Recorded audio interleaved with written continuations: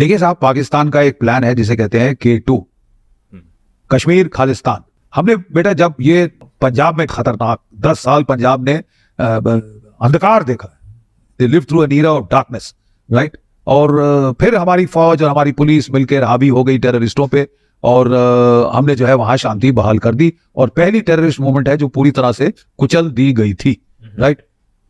और फिर हमने बॉर्डर पे फेंसिंग बनाई थी, जिसके चलते ये जो इन्फिल्ट्रेशन होती थी आर्म्स एमिनेशन टेररिस्ट ट्रेंड की, वो बंद हो गई। फिर हमने साहब ये जो फेंस है कश्मीर से ऑलमोस्ट रण ऑफ कच्छ तक ये बना दिया। अब उन्होंने क्या करना शुरू किया है साहब, दे वांट टू रिवाइव। बिल्कुल टेररिज्म तकरीबन खलास हो गई थी जम्मू कश्मीर में, पंजाब में तो जीरो पे आ गई थी, ठीक है। तो उन्होंने क्या किया साहब कि अब उन्होंने लाइन ऑफ कंट्रोल के पार उन्होंने ड्रोन्स भेजने शुरू किए। ड्रोन्स के जरिए पैसा, arms, ammunition, explosives, pre fabricated आईईडीज, ये ड्रोन से वो बॉर्डर के पार कर रहे हैं, फेंस के पार कर रहे हैं। फिर उन्होंने फेंस के नीचे टनल बनानी शुरू करी, लोग इन्फिल्ट्रेट करने शुरू किए। ये जो खासकर जो गैप्स हमने क्रिएट किए थे रजौरी, पुंछ, रियासी, कठुआ, डोडा वगैरह में जो ट्रूप्स घटाए थे, वहां पे उन्होंने भेजने पूरा फायदा उठाया, भेजने शुरू किए। और वो पुरजोर लगा रहा है टेररिज्म को रिवाइव करने जम्मू कश्मीर में और पंजाब में। इसके लिए उसने एक अमृतपाल सिंह, एक जो हमारा बंदा था, वो दुबई में ट्रक ड्राइवर था, दाढ़ी आड़ी काटी हुई थी, सब कुछ काटा हुआ था, और उसको उन्होंने देखा कि इसकी शक्ल मिलती है बिड्रा वाले से, तो उन्होंने उसको रिक्रूट किया वहां और पैराशूट किया वापस पंजाब में। पहले तो उसने ड्रग्स के नाम पे अभियान शुरू किया, जो तो जायज बात है क्योंकि वहां ड्रग्स बहुत आ रही है, लेकिन और उसके बाद वो जर्नैल सिंह भिंडरावाला 2.0 बनने की कोशिश ने की, पुलिस स्टेशन पे अटैक करवाया, ये वो कराया। अब वो जेल में है, जेल से इलेक्शन लड़ा और उसको अपनी कंस्टिट्यूएंसी में उसको जिता दिया, ठीक है साहब। और मतलब they are trying their level best to create problems for India in Jammu and Kashmir, in Khalistan, और अब तो साहब वो लग गया बांग्लादेश में तख्ता पलट कर दिया। पाकिस्तान लाइव के मुअज़्ज़िज़ नाज़रीन, अस्सलाम वालेकुम। कश्मीर और खालिस्तान के हवाले से पाकिस्तान की इन्वॉल्वमेंट पर जनरल बख्शी का पारा एक बार फिर हाई हो गया है और वो एक मरतबा फिर पाकिस्तान पर शदीद इल्ज़ामात आयद करने लगे हैं। जनरल बख्शी का कहना है कि पाकिस्तान हमेशा से भारत को तोड़ने की साजिशें करता आया है और खालिस्तान तहरीक के पीछे भी पाकिस्तान का ही हाथ है। उन्होंने कहा कि पाकिस्तान ने खालिस्तान के लिए माली इमदाद और तरबियत फराहम की है ताकि भारत को अंदरूनी तौर पर कमज़ोर किया जा सके। कश्मीर के मामले पर भी वो यही दावा करते हैं कि पाकिस्तान मुसलसल अलहदगी पसंद तहरीकों की हमायत करता रहा है। जनरल बख्शी ने भारत की सलामती के इदारों को खबरदार करते हुए कहा है कि पाकिस्तान भारत को मुख्तलिफ महाजों पर गैर मुस्तहकम करने की कोशिशें कर रहा है, चाहे वो कश्मीर हो या खालिस्तान तहरीक। उन्होंने मजीद इल्ज़ाम लगाते हुए कहा कि पाकिस्तान के खुफिया इदारे कश्मीर में दरअंदाजी करवा रहे हैं और खालिस्तान तहरीक को भी अच्छे से हमायत दे रहे हैं ताकि भारत के दाखिली मामलात में इंतशार पैदा किया जा सके। पाकिस्तान की कश्मीर पॉलिसी पर बात करते हुए जनरल बख्शी का कहना था कि पाकिस्तान कभी भी कश्मीर के मसले को हल करने में संजीदा नहीं रहा, बल्कि हमेशा जंगजुओं की हिमायत करता रहा है। उनके बकौल पाकिस्तान की ये पॉलिसियां भारत के खिलाफ एक मुनज़्ज़म जंग का हिस्सा हैं, जिसका मकसद भारत को तकसीम करना और खालिस्तान जैसी अलहदगी पसंद तहरीकों को बढ़ावा देना है। जनरल बख्शी ने भारतीय हुकूमत और अवाम को पाकिस्तान के इन मुबैना मंसूबों से खबरदार किया है और कहा है कि पाकिस्तान की जानिब से की जाने वाली इन कोशिशों का सख्त जवाब देना चाहिए। जनरल बख्शी का इस हवाले से मजीद क्या कहना था, इस वीडियो में देखें। वीडियो में आगे बढ़ने से पहले मेरे चैनल पाकिस्तान लाइव को सब्सक्राइब जरूर करें ताकि आने वाली वीडियो अपडेट से आगाह रहें। एजेंडा है उनका, एजेंडा का मतलब उसने तो करके दिखा दिया ना साहब, हॉस्टाइल एक्ट्स वो कर रहा है ना। ये हमारे ऊपर मुनस्सर है साहब कि हम कब तक मुंह पे तपड़काते रहेंगे। Exactly, हाँ। ये Gandhian turn the other cheek, कब तक ये बकवास करते रहेंगे। I mean we have to hit back and hit back hard. बिल्कुल, you know, and if Pakistan को हैज गॉट, ये भी शहर की तरफ भाग रहा है, I think it's about time to give it to.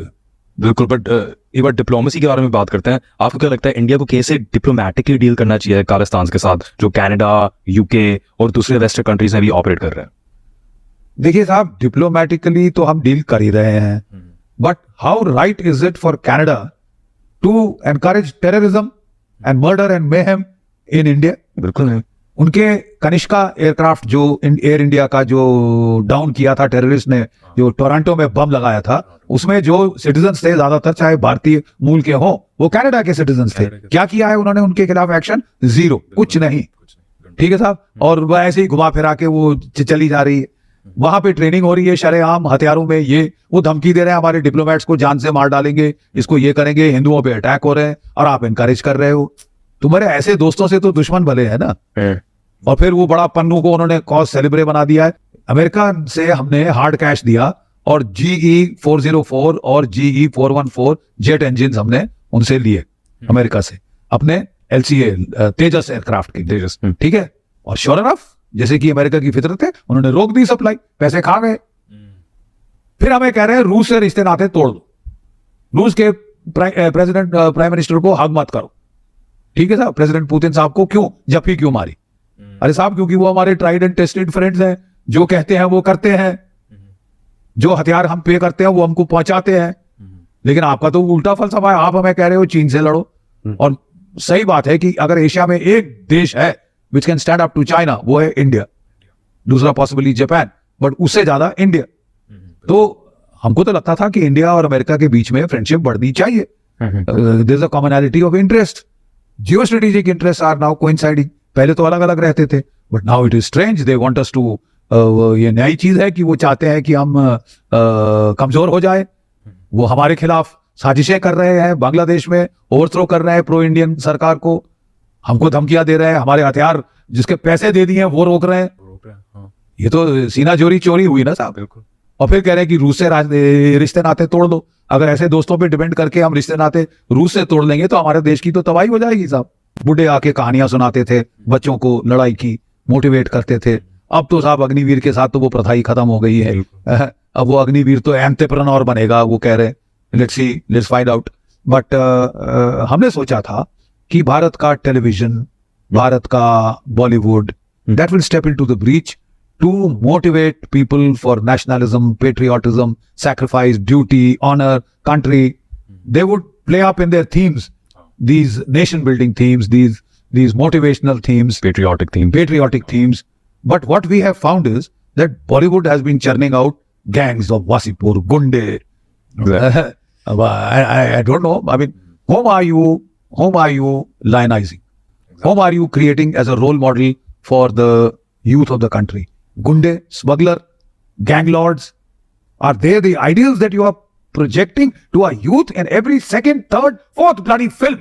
Exactly. Artistic integrity के नाम पे you can just spread information जो public को negatively affect करेगी। वो जो कर रही है, बिल्कुल। वो जो कर रही है बेटे, वो so the simple thing is the war movies and the good war movies can be counted on our fingertips.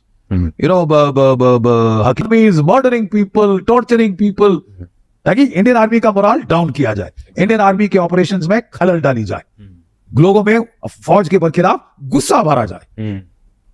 I mean, for God sake, give us a break. बिल्कुल। People are laying down their lives for their country, और आप उनको instead of extolling their bravery, patriotism, duty, honour, country का जो spirit है, आप उनको गाली गलौज देना करना चाहते हैं।